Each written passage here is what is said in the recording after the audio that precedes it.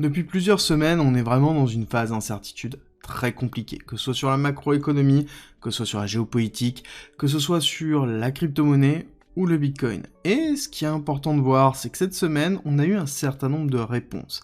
Mais des réponses que les analystes n'arrivent pas forcément à interpréter. Parce que, justement, on est dans quelque chose qui est totalement différent de ce que l'on a pu connaître. Et oui, on a une peur de la dépression, on a une peur de l'inflation, et à côté une géopolitique très compliquée, et pourtant, nous avons le S&P 500, le Nasdaq, qui représente l'économie américaine, qui imprime des plus hauts, le Dow Jones, qui dépasse les 40 000 $. Des éléments qui sont tellement forts que globalement, on a peur. On a peur de se dire que c'est les signes d'un retournement de situation, et que peut-être c'est juste une économie qui est en train de s'enflammer et de s'exciter sans aucune réelle raison. Et quel va être l'impact sur les crypto-monnaies et sur Bitcoin? Je vais vous montrer les raisons de cette inquiétude. Est-ce que c'est une inquiétude qui est pour aujourd'hui, qui est pour dans 6 mois, qui est pour dans les années qui arrivent?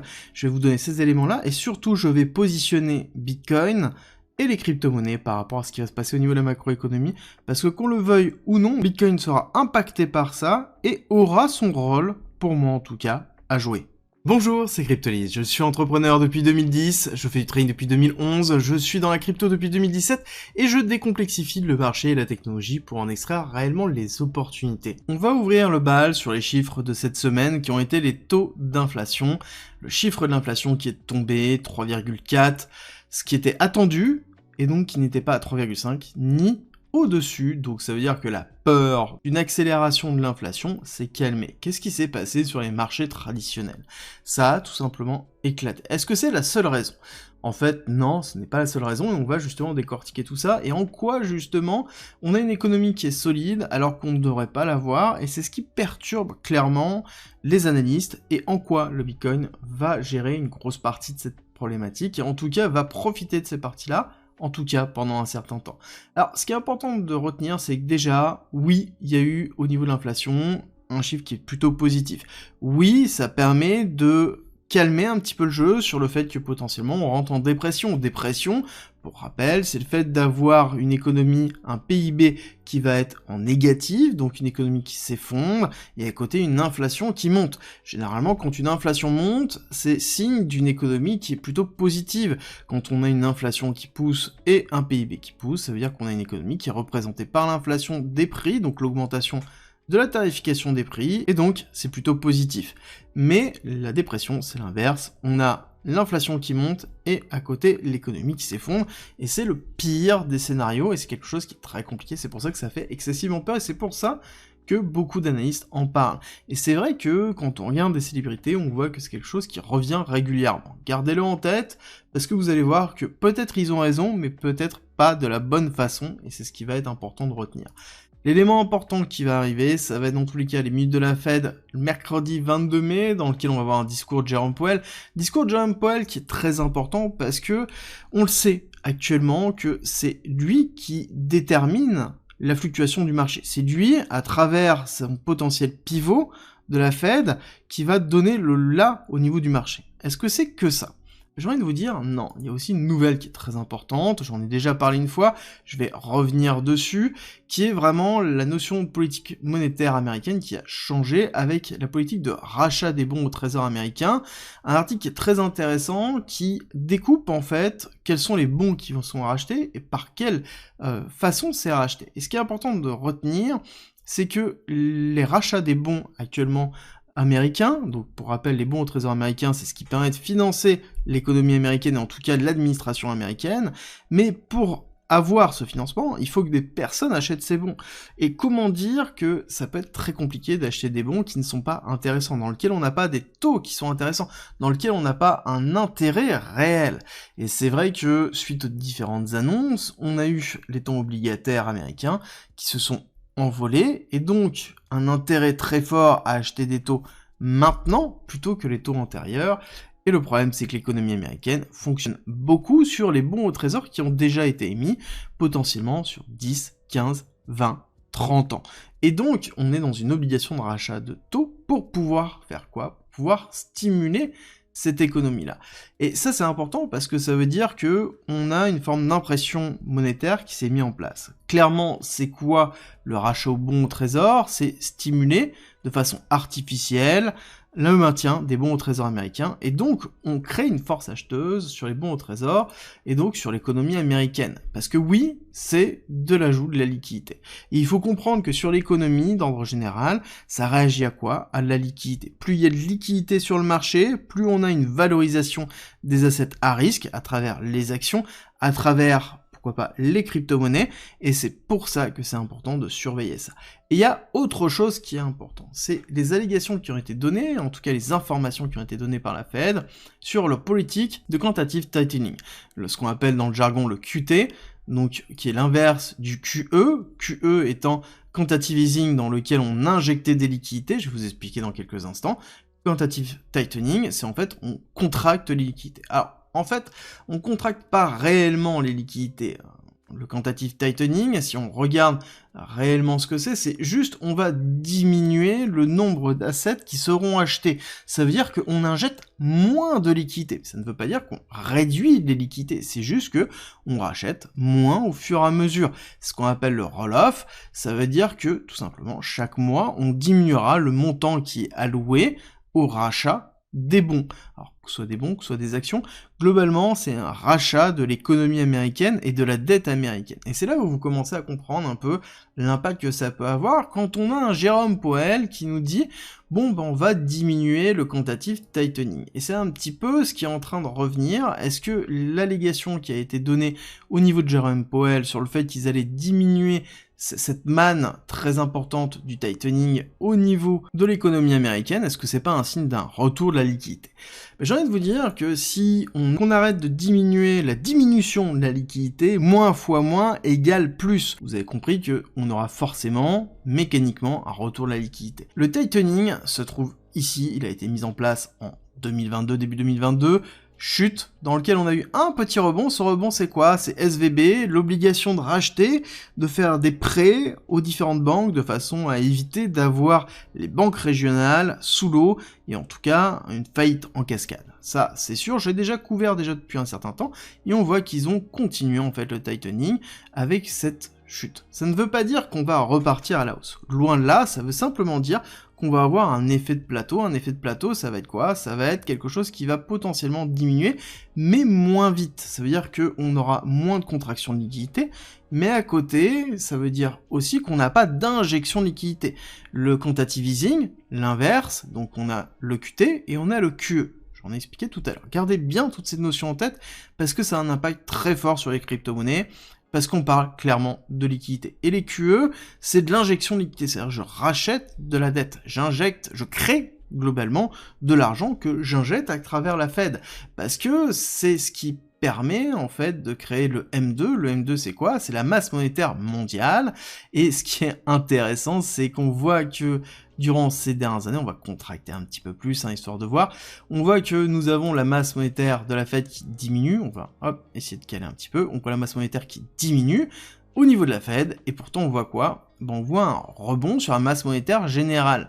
Et ça veut dire qu'on a de l'impression monétaire qui a déjà lieu, sans forcément qu'on s'en rende compte, et c'est là où il faut comprendre que le pivot de la Fed n'est juste qu'un élément parmi tant d'autres. Et ça, c'est un des premiers points. Oui, actuellement, le QT et l'annonce qui a été faite par la Fed est une annonce très très importante, beaucoup plus importante que la notion de l'inflation. Et ça, c'est vraiment important à comprendre, parce que c'est de l'injection de liquidité supplémentaire à l'injection de liquidité qui a déjà lieu maintenant à travers l'émission des bons au trésor américain et du soutien étatique sur l'achat des bons au trésor américain. Et donc toute cette liquidité à un moment donné va se déverser ailleurs, que ce soit dans les actions, chose que l'on voit déjà, mais il n'y a pas que ça, vous inquiétez pas, on va revenir dans quelques instants, et potentiellement à terme dans les assets risqués, je vais revenir dessus sur Bitcoin et crypto-monnaie dans quelques instants. Mais du coup, est-ce que c'est suffisant pour considérer que on est sur un nouveau départ économique et que juste l'injection de liquidité est plutôt positive pour les marchés? Alors, il n'y a pas que ça, mais ce qui est important à comprendre avant que je vous explique pourquoi on a une explosion et Qu'est-ce qui fait qu'on imprime des plus hauts alors que, économiquement, on n'est pas forcément bien au niveau des USA? Pourquoi je dis qu'on n'est pas forcément bien au niveau des USA? Parce que on sait très bien qu'on a une difficulté de financement. Avoir des taux qui sont très importants aux USA, c'est très compliqué. Comprenez bien que nous sommes pas en France. Actuellement, quelqu'un qui est aux USA, qui a acheté une maison, a un taux d'intérêt, a vu son taux d'intérêt éclater ces dernières années. C'est-à-dire qu'il payait peut-être 1000$ de mensualité, c'est passé à 2500$ de mensualité. Comprenez bien l'impact que ça a. Et ça, c'est valable même pour des sociétés. On a un nombre d'impacts sur les prêts immobiliers non payés, qui sont non honorés, qui est extraordinaire. Et qui c'est qui va payer la casse? Globalement, oui, il y a des assurances, mais c'est le même principe. Qu'est-ce qui va se passer si jamais les assurances n'ont pas assez de liquidité? Ça va être les assurances des assurances, oui, mais la finalité fera que, certainement à un moment donné, ce sera la banque qui aura emprunté, qui va se retrouver avec un bien immobilier, qui va devoir liquider, une pression très forte sur le real estate américain, et forcément ce real estate américain, c'est le support, un gros support de l'économie américaine, et là on pourra avoir quelque chose qui arrive de façon dramatique, que ce soit au niveau du système bancaire, ou que ce soit du système immobilier américain. Mais encore une fois, quand on regarde le S&P 500, on se dit que c'est quand même très loin. Pourquoi? Est-ce que c'est faux? Est-ce que c'est vrai? Est-ce qu'on a un véritable problème économique? Gardez-le en tête, je vais revenir dessus. Pour moi, oui, on a un problème économique, mais à côté, on a d'autres choses. Pourquoi nous avons cette accélération? Qu'est-ce qui a mis fin réellement à cette période-là? Vous avez la réponse là, c'est le lancement de ChatGPT qui a racheté en fait cette mèche ici.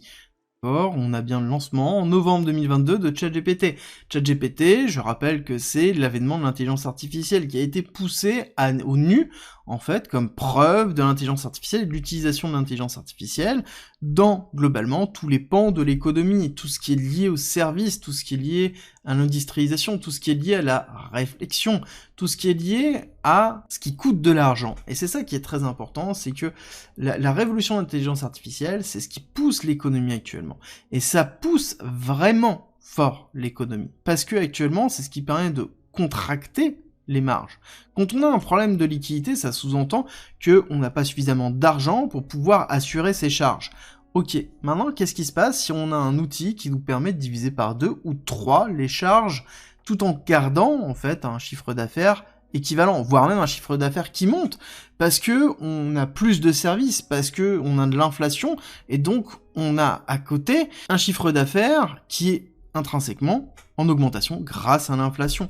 Bah forcément, on a une augmentation des bénéfices, et derrière, on ne sent pas ce manque de liquidité, on a même à l'inverse une augmentation des liquidités. Beaucoup parlent de la bulle de l'intelligence artificielle, j'en ai parlé et j'en parle régulièrement. Pour moi, c'est ce qui dynamise et ce qui nous a fait sortir très rapidement de cette crise, et c'est quelque chose qui est, qui a été, qui est et qui sera encore certainement dévalorisé par les économistes pendant un certain temps, avant de se rendre compte a posteriori que oui, l'intelligence artificielle nous a fait sortir de cette crise-là, et est-ce que, pourtant, cette crise est réellement terminée? Et c'est là où on a l'entre-deux. On est sur l'explosion entre les deux. Entre, oui, il y a une crise économique, oui, il y a une réponse à travers l'intelligence artificielle, mais à côté, on a une géopolitique qui est compliquée, on a une économie générale qui est compliquée, on a une segmentation de l'économie à travers ceux qui peuvent se permettre l'intelligence artificielle, ceux qui ne peuvent pas, et quand on voit le lancement, par exemple, de GPT-4o, qui a été annoncé le 13 mai, je vous invite à regarder ce que ça fait, vous allez voir l'expansion de novembre 2022 au 13 mai 2024. Et là, vous allez comprendre à quel point ça évolue, à quel point ça évolue vite, et à quel point je pense que ça va s'accélérer. Et ça, je pense qu'on n'en est pas prêt, et je pense que ça transforme totalement le système économique mondial, le système américain, et c'est quelque chose qui va continuer à s'accélérer dans le temps. Mais à côté, on a justement cette notion d'inflation qui fait peur, on a cette notion de dépression qui fait peur, qui sont basés sur des éléments qui sont réels. Quand on regarde le nombre de jobs, on voit que ça descend, ça veut dire qu'il y a de moins en moins de boulot disponible. Et ce qui est intéressant de voir, c'est que cette chute, elle est plutôt en fait drastique. Donc oui, on a des éléments sur le fait que potentiellement on va avoir une problématique économique. Et si on rajoute ça à encore autre chose, et je pense que vous avez l'habitude, j'en ai déjà parlé, qui est cette inversion des cours, des taux américains. C'est très important de comprendre, c'est que de base et historiquement, quand on a une inversion des taux, ça veut dire que il est plus rentable de détenir des bons au trésor américains sur 2 ans que sur 10 ans, ça sous-entend que le marché est en train de pricer quoi? Ben, il est en train de pricer quelque chose de très très important. C'est que pour lui, sur 2 ans, il y a plus de risques que sur 10 ans. Ça veut dire qu'il n'arrive pas à voir ce qui va se passer sur 2 ans. Il n'a pas l'habitude, il ne comprend pas ce qui est en train de se passer. Et c'est exactement ce qu'on est en train de voir. C'est une représentation de l'incertitude du pricing. Et le marché n'aime pas l'incertitude, et c'est exactement ce que l'on voit maintenant. Et historiquement, qu'est-ce qui s'est toujours passé? Bon, là-dessus, je vais ressortir un petit graphique habituel, dans lequel nous avons ici les zones qui sont en vert, qui sont les zones après le redressement de cette inversion de taux, dans lequel on arrive en récession, dans lequel nous avons une crise économique. Et on voit que, majoritairement du temps, ça arrive une fois qu'on repasse en haut. Et c'est pas pour rien que j'ai tracé la ligne à 0%, avec derrière le début de récession. Parce que oui, ce serait le moment dans lequel on retrouverait une récession américaine qui serait le début de la véritable crise. Et est-ce qu'il y aura une véritable crise? Est-ce que l'intelligence artificielle ne permettrait pas, justement, de compenser cette crise?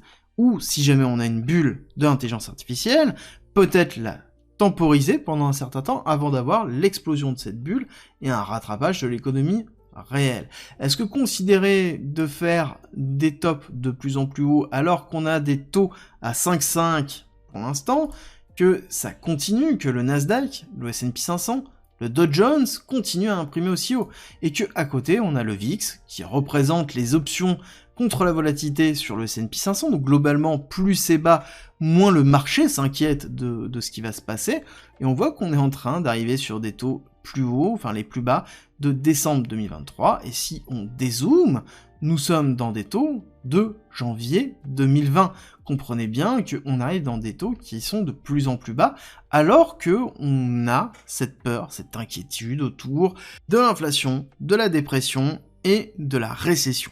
Et oui, on a cette peur de l'incertitude. On n'oublie pas quelque chose qui est important, c'est que quand il y a de la peur, c'est qu'il y a peut-être des opportunités. Comment se positionne Bitcoin? Comment se positionnent les cryptos dans tout ça? C'est la deuxième partie de cette vidéo, et qui va être très importante, parce que oui, il y a un risque dans l'économie, mais est-ce qu'ils ont tort? Je ne pense pas qu'ils ont tort, je pense qu'ils ont peut-être tort dans le fait d'avoir peur que ça se fasse aussi rapidement.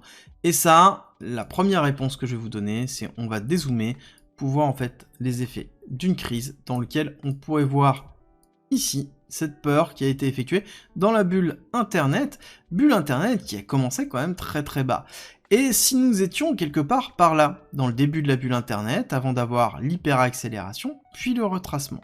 J'ai envie de vous dire, j'ai bien envie d'avoir une bulle à partir du moment où on continue à pousser et qu'on retrace toujours au-dessus de la zone dans laquelle on est en train de commencer.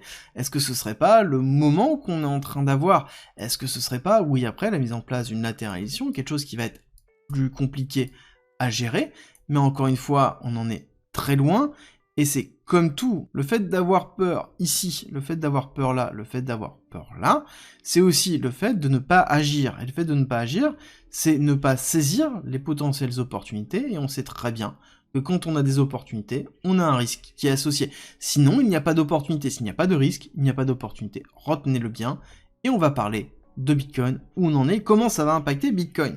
Parce que oui, nous avons un lien très fort entre l'économie normale et Bitcoin.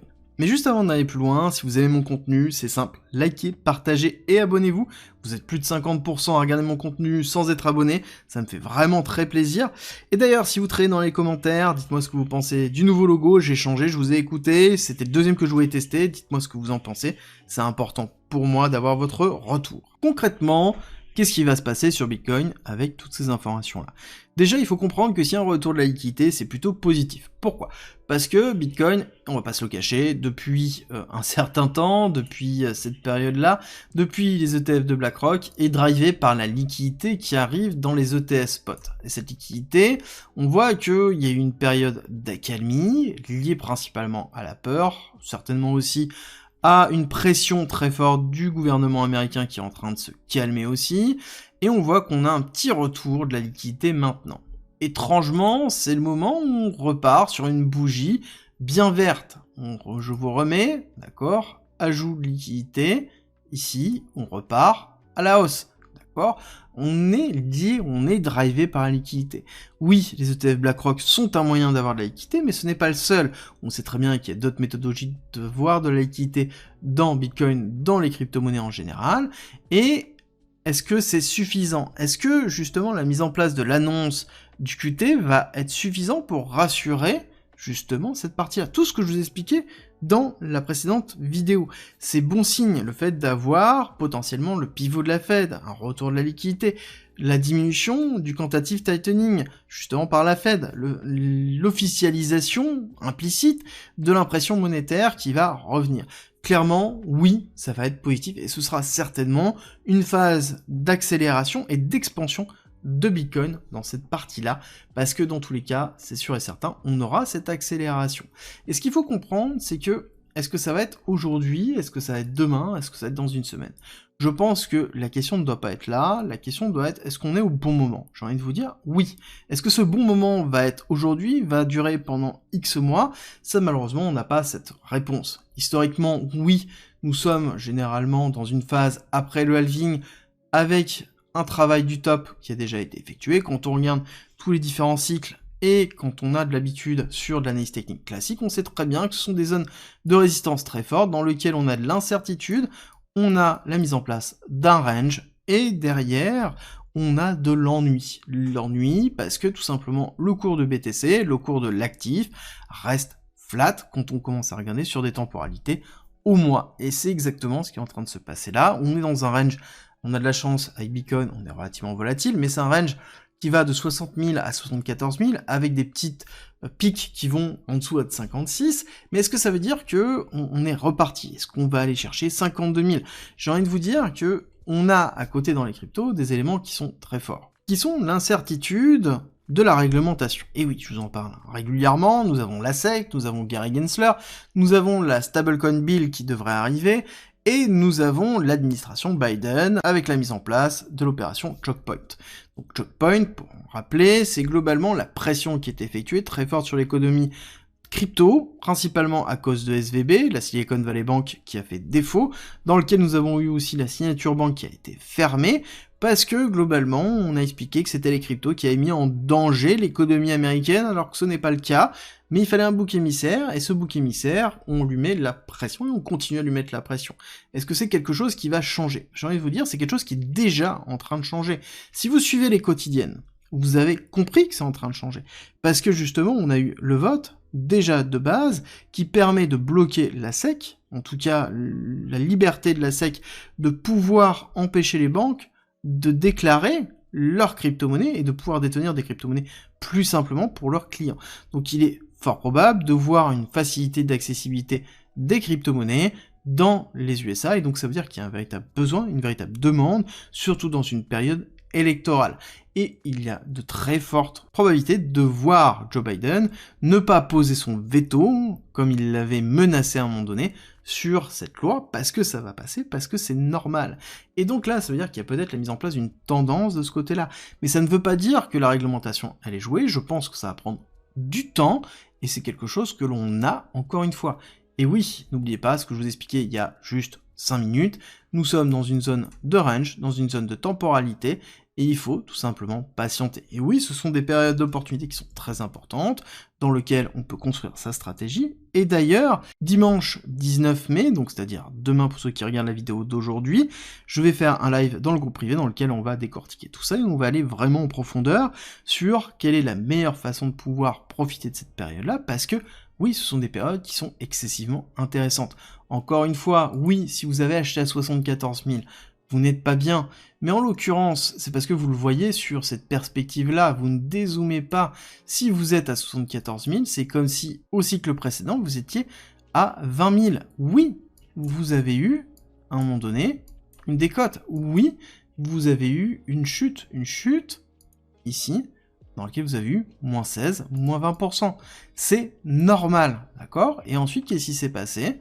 Nous avons eu la phase d'expansion, on est passé de 20 000 à, ici, première phase, 64 000. D'accord? Encore une fois, il faut dézoomer, il faut prendre du recul par rapport à ce qui est en train de se passer. Parce que quand on regarde au niveau de l'économie américaine, et là, ça me permet de faire un focus sur ce que je vous ai dit avant, c'est que oui, il y a un problème dans l'économie américaine, mais est-ce que ce problème va éclater aujourd'hui? Est-ce qu'il a éclaté l'année dernière, comme tout le monde le disait? Ou est-ce qu'il va éclater l'année prochaine, ou peut-être dans 10 ans? Ça, c'est la réponse que personne n'a, et c'est pour ça qu'on a de l'incertitude, et c'est pour ça qu'on a des opportunités. Toujours, quand nous sommes dans une phase d'incertitude et donc de peur, il y a toujours des opportunités, et c'est une des raisons pour lesquelles je pense qu'il est important de réfléchir ça. Si le groupe privé vous intéresse, vous avez en description en commentaire toutes les informations pour comprendre ce que c'est et ce que ça peut vous apporter. En tout cas, demain soir, je serai en live dans le groupe privé pour parler de la situation que nous avons maintenant et aller beaucoup plus loin que cette vidéo. Et si on revient à court terme, rapidement sur la clôture CME que nous avons eu cette semaine. Ce qui est intéressant de voir, c'est qu'on est allé chercher les liquidités, on en reparlera lundi, mais en l'occurrence on est allé chercher les liquidités, mais on n'a pas clôturé au-dessus. Et ça c'est un signal qui est très fort, et que peut-être on peut avoir une nouvelle zone de léthargie qui pourrait durer encore un certain temps, avec la mise en place d'un range entre 60 et 67, et qu'il va falloir surveiller parce que dans tous les cas, on va attendre les nouvelles de quoi? D'injections de liquidités qui arriveront petit à petit, et à côté, peut-être les nouvelles que l'on va retrouver très fortes au niveau de la réglementation crypto. Réglementation crypto qui ne touche pas forcément Bitcoin, mais qui impacte l'écosystème en général, et principalement Ethereum, dans lequel on est en sous-performance déjà depuis relativement longtemps, et qui impacte l'ensemble des altcoins. Ça fait vraiment très mal. Et ça, le meilleur moyen de le voir, ça va être de regarder la dominance. La dominance, on voit qu'on a un BTC qui est en surdominance, et qui continue à pousser en dominance. Parce qu'actuellement, la seule chose qui est sûre et qui est validée, c'est que BTC n'est pas une securities.